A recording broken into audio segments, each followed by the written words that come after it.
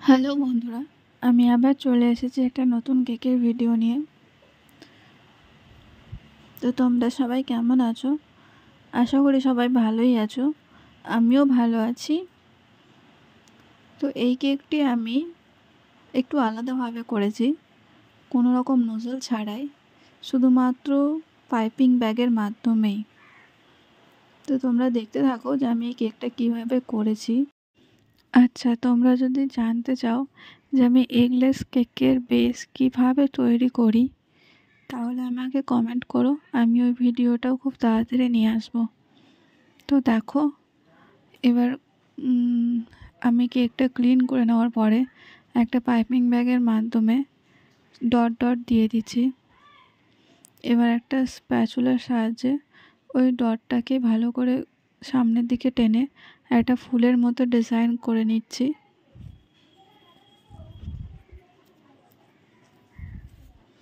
এইভাবে তোমরা খুব সহজে একটা সিম্পল ডিজাইন ক্রিয়েট করতে পারো, শুধু ক্রিমের মাধ্যমে আর পাইপিং ব্যাগের মাধ্যমেই। তারপরে দেখো, আমি একটা হলুদ কালারের ক্রিম নিয়ে ফুলের ওপরে রেইনবোর মতো জাস্ট একটা উপরের দিকে উঠিয়ে দিচ্ছি। এবার দেখো, আমি একটা পাইপিং ব্যাগ নিয়ে ওটা ভি আকারে কেটে নিয়ে পাতার মতো একটা ডিজাইন ক্রিয়েট করছি। তো এইভাবে তোমরা শুধুমাত্র পাইপিং ব্যাগের মাধ্যমে একটা সিম্পল সোভার ডিজাইন ক্রিয়েট করতে পারো। এটা দেখতে খুব সুন্দর লাগে লাস্ট পর্যন্ত। আচ্ছা, তোমাদের এখনও পর্যন্ত যদি আমার এই ভিডিওটি ভালো লেগে থাকে, তাহলে প্লিজ আমার চ্যানেলটিকে লাইক, শেয়ার অ্যান্ড সাবস্ক্রাইব করে দিও।